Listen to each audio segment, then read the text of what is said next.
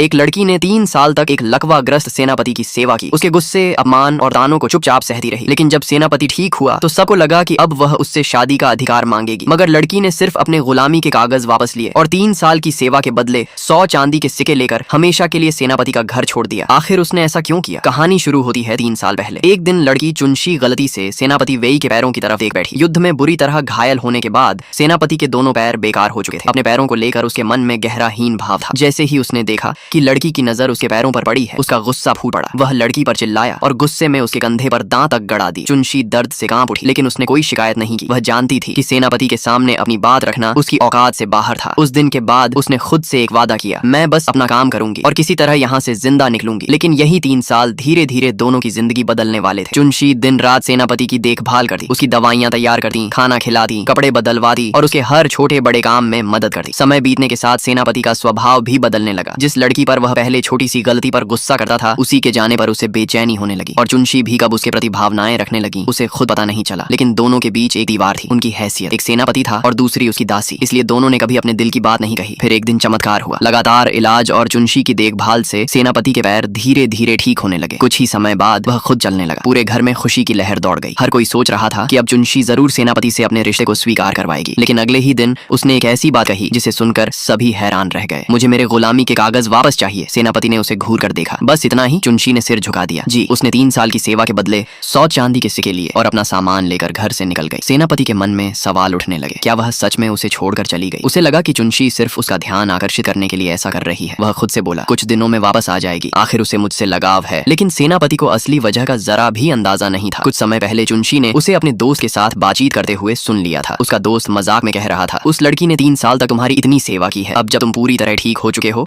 अगर तुम्हें वह पसंद है तो उसे अपने पास रख लो। चुनशी को लगा कि उसकी 3 साल की भावनाओं को सिर्फ एक मजाक समझा गया है। उसका दिल उसी पल टूट गया। वह सोचने लगी, मैंने कभी तुमसे कोई अधिकार नहीं मांगा, फिर भी तुम्हारी नजरों में मैं सिर्फ एक दासी हूँ। यही वजह थी कि उसने जाने का फैसला किया। लेकिन घर लौटने पर उसकी माँ ने भी उसका साथ नहीं दिया। माँ ने कहा, तुम सेनापति के घर से क्यों चली आई? वहीं रहती और किसी तरह उसका भरोसा जीतकर रखेल का दर्जा हासिल कर लेती। पूरी जिंदगी आराम से गुजरती। चुनशी चुप रही। फिर माँ ने एक और सच्चाई बताई। सेनापति की पहले से एक मंगेतर थी। जब वह गंभीर रूप से घायल था तब वह लड़की उससे दूर हो गई थी। लेकिन जैसे ही सेनापति ठीक हुआ उसने दोबारा शादी की बात शुरू कर दी। चुनशी समझ गई कि अगर वह सेनापति के घर में रहती भी तो उसकी जिंदगी कभी आसान नहीं होती। उधर सेनापति को जब पता चला कि आज उसकी दवा चुनशी ने तैयार नहीं की तो वह बेचैन हो गया। नौकर ने बताया, चुनशी अपने पैसे लेकर घर छोड़ चुकी है। सेनापति का चेहरा बदल गया, लेकिन अहंकार ने उसे सच स्वीकार करने नहीं दिया। उसे जाने दो, कुछ दिनों में खुद लौट आएगी। अगले दिन चुनशी बाजार में 2 रेशमी कपड़े बेचने गई। वहाँ अचानक उसकी मुलाकात सेनापति और उसकी मंगेतर से हो गई। चुनशी वहाँ से बचकर निकलना चाहती थी, लेकिन सेनापति के दोस्त ने उसे रोक लिया। उसने जानबूझकर कहा, मैं